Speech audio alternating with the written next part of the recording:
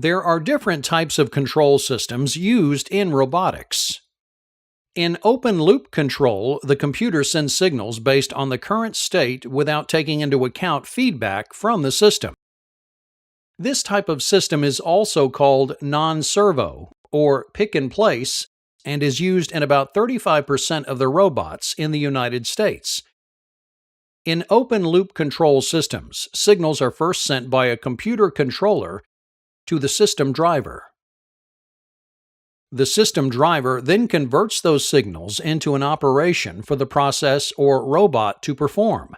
The system driver can be anything from a pneumatic actuator, a hydraulic flow valve, or an electrical controller. In open-loop systems, the program length of time the signal is applied, as well as the integrity of the signal, are critical for ensuring that the new operation is completed. This is because there is no feedback to the computer from the system driver or the robot, and thus no updates to the signal outputs can be made. The term process in this illustration simply means any piece of equipment that accomplishes work. This could be a robotic arm, a motor, or an engine. For the purposes of this module, we'll focus on robots. Once the signal is received, the robot performs the appropriate action. In an open-loop system, the signals that go from the computer to the system driver to the robot are never checked with a feedback loop to ensure that the robot has completed its task. A simple example of an open-loop system is an industrial sprinkler system. In this example, the programmer updates the computer controller, which will turn the sprinkler on at a designated time. When the computer sends the signal, the water valve will turn on.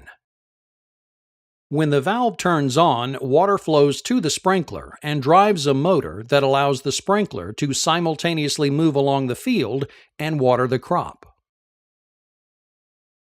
Some good examples for open-loop control systems are stop-and-go conveyor systems with constant loading, and manufacturing applications with high repeatability and low variation, such as punching holes out of a piece of sheet metal or reorienting workpieces.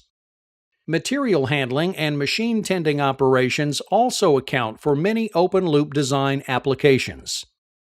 Due to their lack of speed control and lack of flexible work positions, open-loop control is useful for well-defined systems where the relationship between input and the resultant state can be modeled.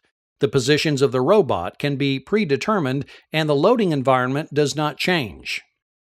Open-loop control systems are typically low cost due to their simplistic design, high repeatability, and controller simplicity. They should be used where motion is predefined, repeatable, and does not vary. The second type of control system is called closed-loop control or servo control. A servo is a device that uses error-sensing feedback to control the motion of another device.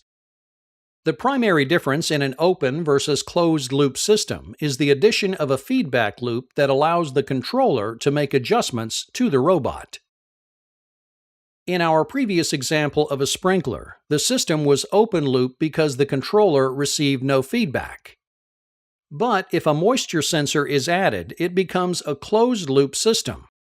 The sensor measures the moisture density of the soil and sends that information back to the computer controller.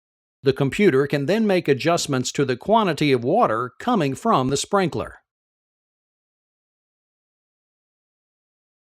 The advantages of closed-loop control systems include flexible program control, ease of changing programmed points, the capacity for complex manufacturing tasks, and multiple program storage and execution capabilities.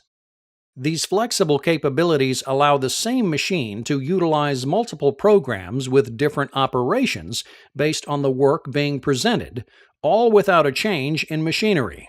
Closed-loop systems require a larger upfront capital investment and highly skilled maintainers, but the payback comes from a much larger range of capabilities. Closed-loop controllers are used in machining, welding, coating and sealer application, material handling, machine tending, arc and water jet cutting, inspection, and assembly operations.